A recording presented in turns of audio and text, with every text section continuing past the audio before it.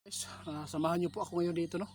Si kaibigan, ni-request po natin dahil napakarami po ngayon ang nagpaabot sa atin kasi si BBM daw ay talagang totoo po ang mga balita ngayon na ito po ay hindi na nakadalo doon sa office sa Senado. Kaya maraming nagpaabot sa atin, guys. Totoo ba itong balita na si BBM ay lumala ang kanyang sakit? Subukan natin na itanong din sa ating kaibigan. Na-request natin po ang ating kaibigan para po masagot natin po yung mga katanungan ninyo.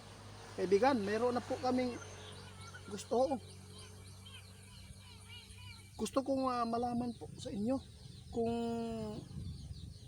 unsa ba ni katinuod. May nagpaabot sa amin ba, nakita daw nila ito sa balita na si BBM daw hindi daw sumipot, at saka ang nagsabi sa atin, may napakinggan po daw sila doon sa kanila, malapit na po ito sa kanila yung nag-request sa atin na si BBM daw ay lumala daw ang kanyang sakit. Naku po,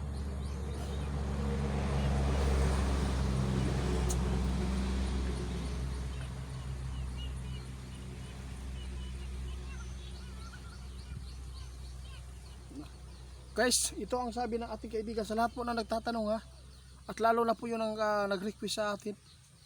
Grabe, sa totoo lang, guys, no, hindi po masabi ni kaibigan kung yung balita na lumala. Kayo na lang po maghusga, kasi sabi ng ating kaibigan, mahirap na po kung dito sa amin magsimula. Hintayin na lang po daw ninyo ang resulta.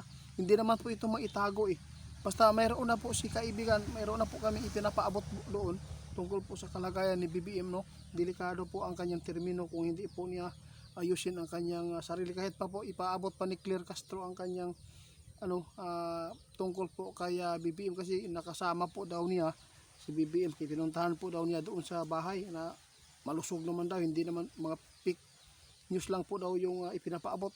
Huwag na lang po natin po tabunan ba.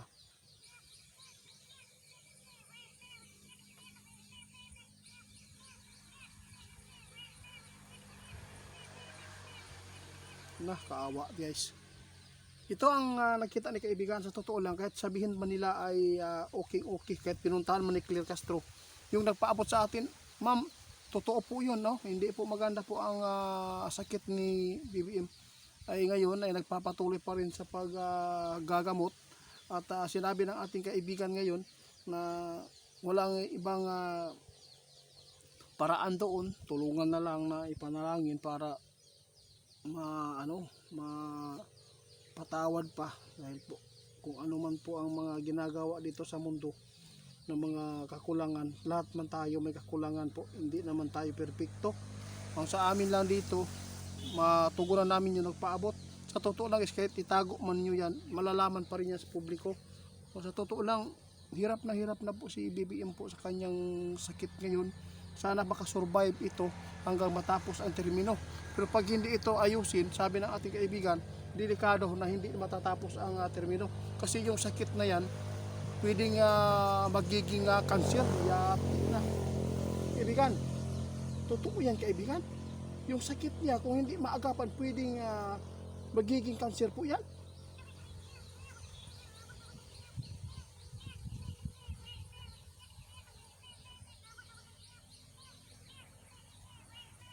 Huwag kayong magalit po, mga idol, Sinabi lang ng ating kaibigan, kung hindi daw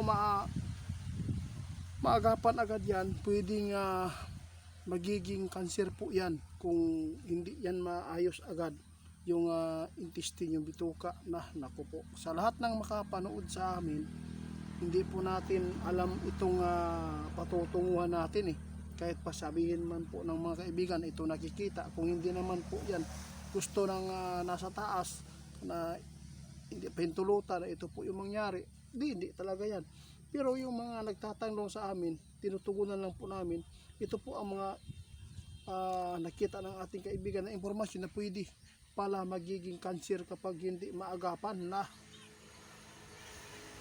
Kawawa naman yung kaibigan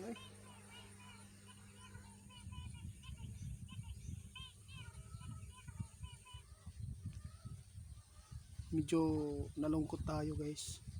Ayaw po natin na yung mga hula ni kaibigan mangyari. Nakita ng ating kaibigan guys, kahit sabihin pa ni Clear, kahit sabihin pa nila na malusog, malakas, okay lang, pero hindi niya alam, no? Ipinaglaban nila sa mga tao na mapanghusga, yung mga tao ba na kumakalaban sa mga BBM. Sa totoo lang guys, kahit sabihin pa man ni Clear, talagang hindi yan maitago yung pangyayari. Talagang delikado talaga ang kalusugan at ang kahimtang ni BBM karon. Nakita ni kaibigan na posibleng tumindi pa ito. Nalungkot po tayo guys, naawa lang ako guys ha. Sabi ng ating kaibigan, posibleng magkaroon siya ng marami pang sakit na dahil po sa deculitis man yung sakit.